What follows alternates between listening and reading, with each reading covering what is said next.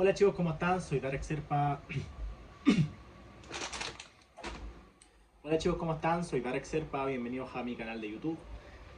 Esperando que estén todos muy bien y deseándole, ojalá, espero que hayan tenido unas muy buenas fiestas a todos, ¿vale? Estoy grabando esto el 31 de diciembre de este presente año 2025, literalmente el último día del año. Y también paso por acá para agradecerles a todas las personas que han estado viendo mis videos durante el último tiempo, ¿vale? Mi pequeño grupo de seguidores, no son muchos, pero la verdad es que bastante agradecido porque siento que tengo una audiencia, si bien es cierto, no es muy amplia. La mayor parte de las personas que están acá siempre me escuchan, ¿vale? Que es lo más importante realmente. Vivimos en una época donde realmente lo instantáneo es lo que más pega, lo que más se lleva. Hacer lo que yo hago sé que no es lo más llamativo, videos de media hora, videos de 40 minutos, pero realmente me he dado cuenta que principalmente la gente sí se está viendo los videos completos. Muchas veces me han parado en algunas competencias, o sea, realmente no muchas veces, pero más de alguna vez me han parado en algunas competencias y me han comentado que les gustan mis videos, que les gustaría que siguiera haciendo este contenido y básicamente lo hago por ellos y también por la gente que me escribe. Hay gente que me escribe de diversas cosas que comento en mis videos que son bastante extensos, entonces me da a entender que realmente sí le ponen mucha oreja a lo que estoy tratando de transmitir y a lo que igual intento comunicarles a todos, que es justamente mi forma de trabajar, mi forma de ver las cosas en todo lo que sería el mundo del power. Así que bastante agradecido con todos ustedes, espero que tengan todos un muy buen próspero año nuevo y que todos sus deseos y metas se cumplan para el próximo año.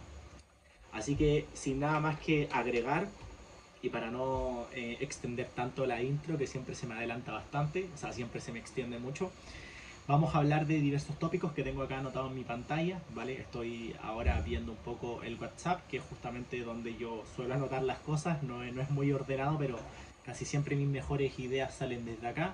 Cuando voy caminando, estoy haciendo cardio, estoy haciendo cualquier cosa, anoto algún concepto que más o menos me haga un poco de ruido y cuando veo algo o entiendo algo por lo cual pueda hacer un video extenso hablando sobre ello, anoto la idea y en base a eso armo de nuevo mi tengo como un temario mental básicamente, solamente anoto una frase y en base a eso empiezo a explayarme sin tener ningún tipo de guión.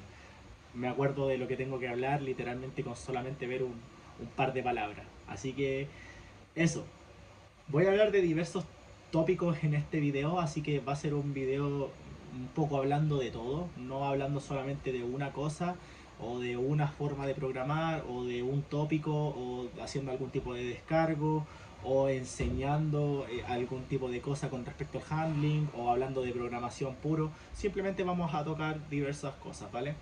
Lo primero que quería comentarle acá es que tengo un poco de disonancia con ciertas cosas.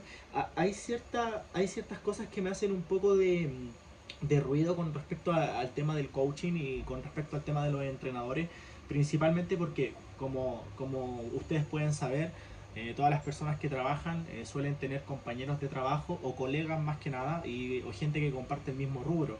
Si por ejemplo tú eres ingeniero y vas, no sé, a una reunión, te vas a topar con muchos ingenieros que al fin y al cabo son tus colegas, tus compañeros de trabajo y principalmente uno puede tener discrepancias con algunos en cuanto a la metodología y a la forma de emplear el trabajo.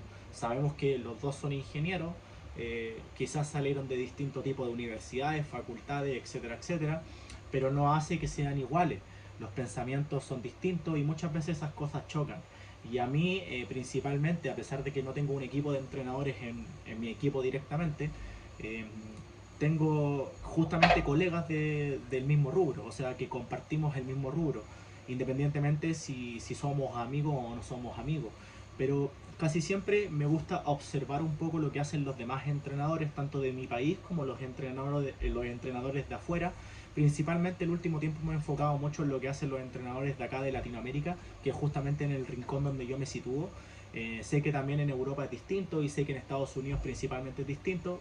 Durante muchos años me he fijado en lo que hacen estos tipos de entrenadores para poder tener un poco, para poder armar mi esquema de forma de trabajo. Básicamente sabemos que la mayor parte de la información se encuentra en inglés y casi siempre, o sea, en realidad todos sabemos que de donde mejor viene las cosas son de Estados Unidos, ¿vale? O sea que literalmente estuve muchos años fijándome en qué hacían los entrenadores de allá para poder aprender, y me ha pasado un poco lo opuesto acá, que para ver lo que no se tiene que hacer me he fijado en los entrenadores tanto de mi país como de Latinoamérica. Esto es muy lastimosamente, ¿vale?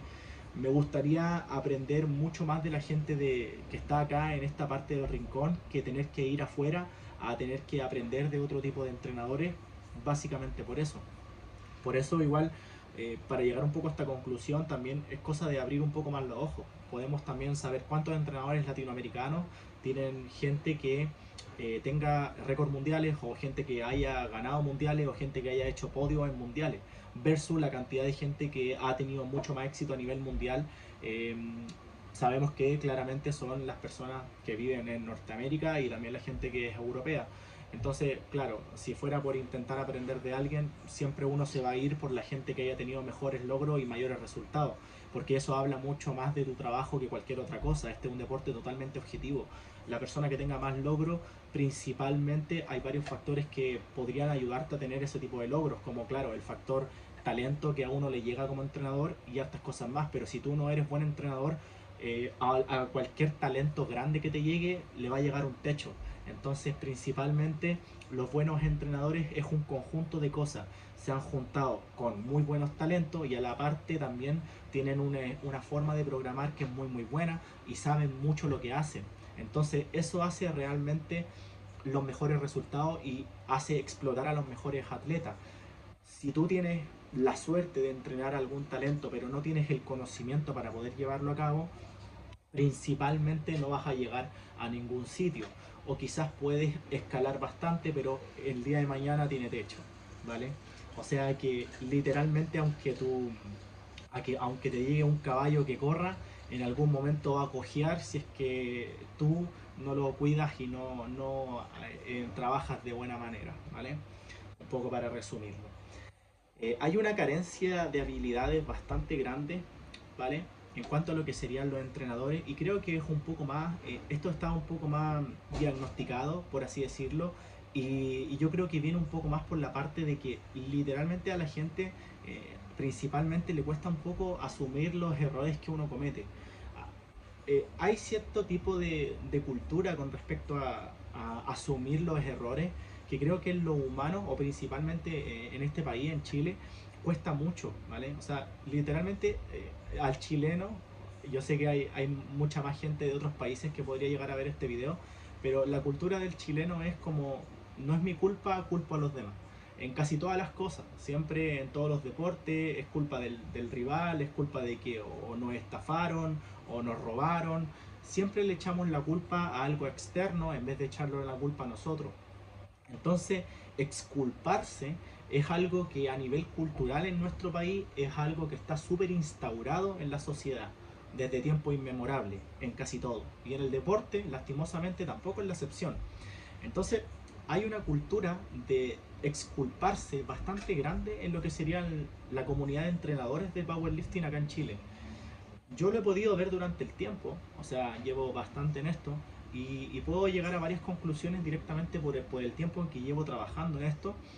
He visto muchas veces donde hay muchos entrenadores que cometen errores garrafales, tanto en programación durante el largo del año, como durante la competencia o como durante el handling, básicamente, y suelen culpar mucho a los atletas por hacer cualquier tipo de cosa o por cometer cualquier tipo de error que muchas veces también pasa por ti como entrenador. O sea, he visto de todo, desde atletas que han culpado o sea, que entrenadores que han culpado al atleta por fallar un levantamiento, que creo que está totalmente de más y totalmente mal por parte de los entrenadores, a entrenadores que culpan al atleta por haber overchoteado o por haber incumplido el programa hace 2 mesociclos atrás, cuando realmente entendemos que si el atleta incumple la programación 2 meses antes, no hace ninguna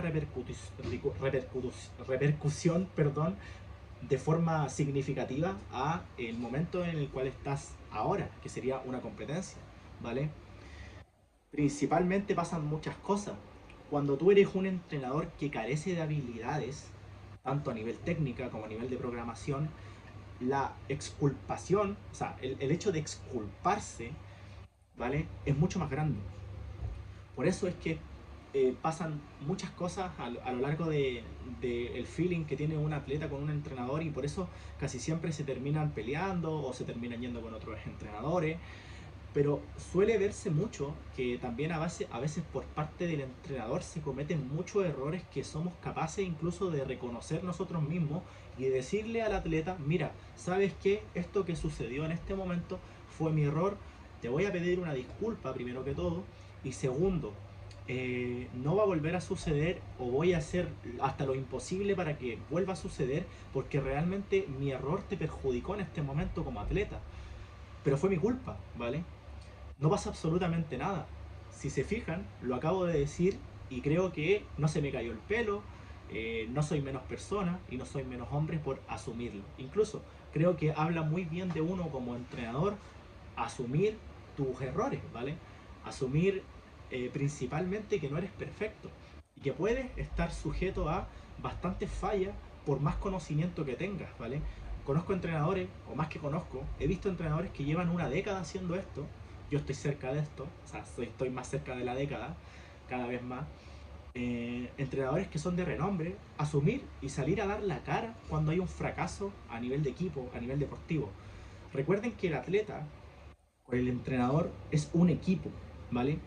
El entrenador es el director de orquesta y el atleta es el artista que está en un escenario. En este caso, una tarima de powerlifting demostrando un rendimiento deportivo que se trabajó durante meses. Si tú no pudiste, como entrenador, darle la vuelta a las situaciones que se presentan, podríamos poner como ejemplo: el atleta no se acomoda al programa, no se adecua al split, llega con molestias, llega con lesiones porque no pudiste tratarlo, incumple el RPE porque no tuviste más capacidad de seleccionar otro tipo de protocolo, usar otras métricas, utilizar cargas fijas, quizás también está hablando un poco de que tus habilidades como entrenador son carentes, ¿vale? Tu caja de herramientas no está tan llena de herramientas como tú crees. Realmente tu conocimiento no es tan grande como tú crees. Tu conocimiento quizás es un poco escaso. Entonces, principalmente, a veces hay errores por parte de los atletas y llegan mal también porque los atletas no saben y tienen desconocimiento. La mayoría de atletas sabe muy poco de powerlifting, ¿vale? Muy poco. Tu atleta no debería saber más que tú de este deporte, porque principalmente él tiene que descansar en ti, no tú descansar en él. No corresponde y no llega a ningún sitio y no nos lleva a ningún lado, ¿vale? Tu atleta tiene que descansar en ti. Tú tienes que estar ahí presente para él y que él básicamente se encargue en ejecutar de buena manera los movimientos y en tratar de ganar en base a lo que tenga ese día. Si puede llegar mejor o puede llegar peor, eso ya también puede ser muy multifactorial. Pero yo principalmente voy a ocupar todas las métricas a mi favor y todas las herramientas que tenga en mi caja para poder ayudarlo a llegar a su máximo nivel.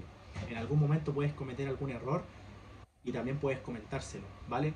Mira, ¿sabes qué? Quizás vamos a probar otro esquema porque cuando lo hicimos de esta manera apreté mucho las tuercas y llegaste de mala forma. Vamos a hacer esto, ¿vale? Y lo vamos a probar de nuevo y vamos a hacerlo rotar de una forma distinta, ¿vale? Estás asumiendo tu error y al mismo tiempo estás dando una solución, lo que realmente se tiene que hacer y lo que realmente marca la diferencia para poder llegar a nuevos niveles.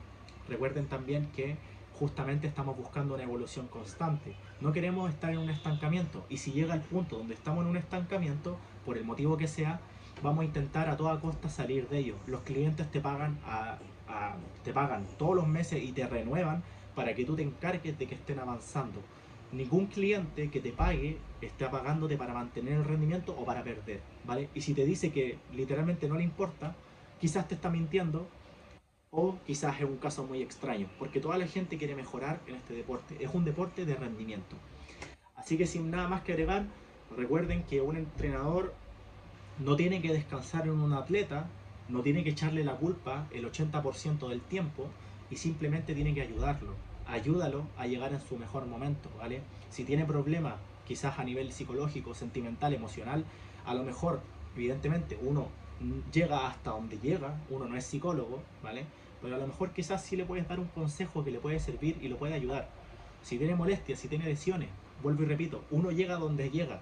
Los entrenadores no somos psicólogos, no somos médicos, no somos kinesiólogos, no somos nada, solo somos entrenadores. Nos reducimos a eso, ¿vale? Pero con el tiempo, con la experiencia, uno adquiere ciertas herramientas que también pueden ayudar y contribuir de buena manera. Si tiene molestias, lesiones, también puedes contribuir, puedes hacerlo, que pierda dolor, que se controle un poco más y que básicamente los dolores no aumenten hasta que pueda encontrar un especialista que lo ayude. También con el tema de la autorregulación, que igual se ha vuelto un poco meme, el tema de los RPE. Mucha gente no sabe trabajar con RPE. No fuerces el hecho de que trabaje con RPE, de verdad no es necesario.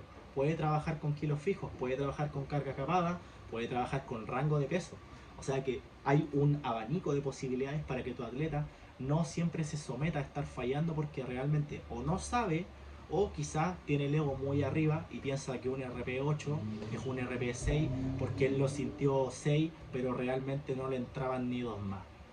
Así que eso, ¿vale? Control, adquiere herramientas y no le eches la culpa al atleta. Recuerda que tú eres el que manda y tú eres el director de orquesta. Segundo tema, ¿por qué cuando te va mal te escondes?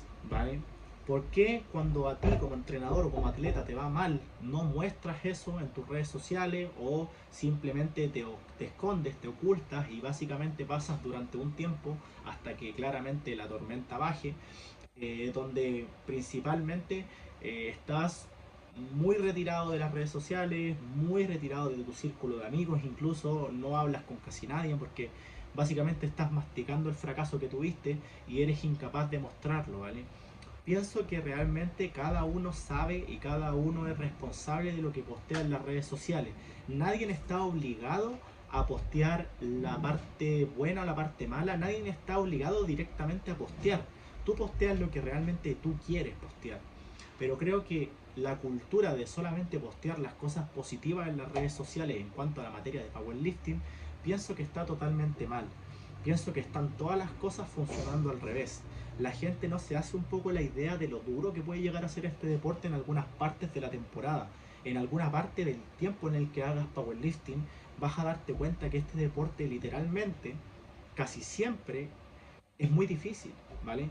De avanzar. Sobre todo si eres un atleta natural, va a llegar un punto donde cada kilo que mejores va a ser muy difícil y vas a tener que sacrificar muchas cosas a tu alrededor para que se dé un buen resultado. Tú no puedes seguir avanzando al ritmo de la velocidad de la luz haciendo las cosas mal o haciendo las cosas como las estás haciendo ahora.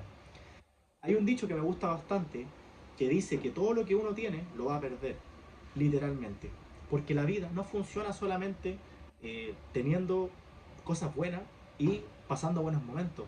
Es imposible que vivas de esta manera. Te tienes que caer y te vas a caer. Eso es inevitable. No se trata de ser positivo o de ser negativo. Uno tiene que ser neutro y pragmático y tratar de solucionar las cosas malas cuando vengan.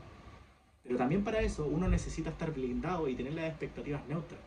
Si tú avanzas durante el primer año de forma meteórica y el segundo año también es de forma meteórica, déjame decirte que el tercer y el cuarto año no vas a avanzar de la misma manera.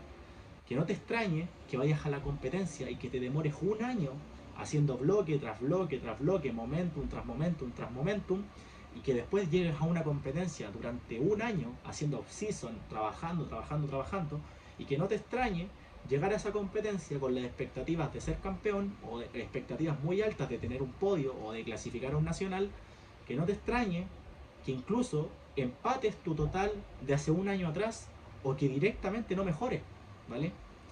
Porque mejorar o demostrar un nivel depende también de varios factores.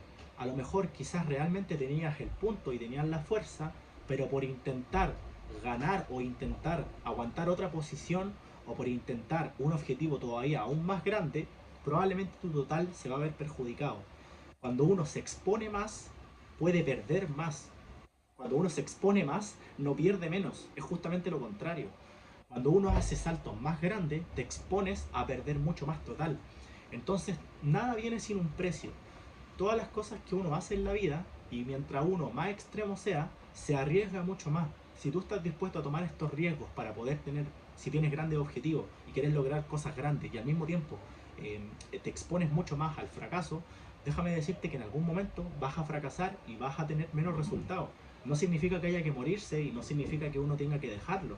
Simplemente tienes que asumirlo y tienes que entender que las cosas funcionan de esta manera. Así que es importante que principalmente tengamos esto en consideración para un poco ir ablandando el camino y un poco estar un poco más blindados cuando sucedan este tipo de cosas. Realmente pienso que uno debería demostrar cuando fracasa. Cuando yo fui al Zonal Norte de este año, llevaba probablemente al atleta más talentoso que he llevado en mi vida. Una persona que principalmente durante todo este tiempo que llevo programando me ha demostrado que la gente con talento en este deporte sí existe. Que hay gente que está tan fuerte que simplemente moviendo un par de piezas, sin hacer tantos cambios, puede explotar el rendimiento directamente haciendo muy poco. Hay gente que se obsesiona con este tipo de talentos que salen de la naturaleza e intenta saturarlo con nuevos tecnicismos, nuevas cosas, aplicar tantas cosas, tantos ajustes, y principalmente hay gente que está tan fuerte, pero su forma de entrenar es un poco rústica, es un poco a la vieja escuela, por así decirlo, que solo con el hecho de meter un poco de tu parte de programación ya estás haciendo la mayor parte del trabajo. ¿Y de quién estoy hablando? Ni más ni menos que Ignacio Cid, ¿vale? Ignacio Cid, cuando llegó a mi equipo, ya levantaba 300 kilos en sentadilla. Si bien es cierto que lo levantaba en un peso corporal bastante, un poco más elevado que quizás la categoría, también eran unos discos que no estaban calibrados, una barra que whipeaba bastante, que igual sabemos que eso ayuda en sentadilla. Ya tenía una fuerza base increíble. Ya levantaba 170, 175 kilos en banca fácil. En peso muerto ya levantaba 280 con strap. Bien, ¿vale? Entonces, con esa base llegó a mi equipo. Principalmente lo que nos enfocamos fue como decirle, mira, tienes una fuerza increíble, pero hacer powerlifting y competir en powerlifting es bastante distinto a entrenar en tu gimnasio de chill, haciendo sentadilla el día lunes, pesada, haciendo banca pesada el día miércoles y un poco haciendo que todo tu contexto gire en torno a la mejora y te favorezca. Cuando uno entrena con mucha comodidad, principalmente es mucho más fácil sacar un rendimiento. Esto también es un poco hablando del weekly total y versus el SBD total, que ya sabemos igual que es bastante distinto. No es lo mismo levantar el lunes pesado, el miércoles pesado y el sábado pesado con esa separación de día que levantar un día sábado con las tres cosas pesadas, ¿vale? Que es justamente algo similar a lo que te va a pasar en la competencia. Entonces, claro, al intentar juntar un poco más y hacerlo un poco más específico, las cosas cambiaron un poco. Aparte de eso, hubo una transición donde él pudo adquirir material calibrado de competencia y ya empezó a sentir las cosas de una manera diferente. Logramos hacerlo mejorar un montón y logré hacer que durante un periodo corto de bloque tirara 300 kilos por 2 en sentadilla, ¿vale? En peso muerto también fuimos mejorando y en banca también fuimos mejorando. Llegó la etapa de la competencia y a pesar de que cometimos varios errores, vuelvo y repito, no lo excluyo a él, somos un equipo, cometimos varios errores, no fue mi culpa que él haya estado pasado de peso, yo no comí por él, pero cuando él lo hace y cuando él comete el error, yo estoy dentro y no me echo la culpa casi tanto como él, somos un equipo y vamos hasta el final, ¿vale? Cuando pasó eso, tuvo que cortar un poco de peso, ¿vale? Eso igual le afectó, le repercutió, pero aún así a la competencia llegó de una forma monstruosa, ¿vale? Levantó 300 kilos en el tercer intento, espectacular, probablemente a un RP7, en banca levantó 180 y en peso muerto teníamos que hacer un poco lo justo para empujar al rival a tener que levantar mucho más que nosotros, que era Alfonso, que también iba muy parejo con él, pero Ignacio venía con ventaja en el subtotal.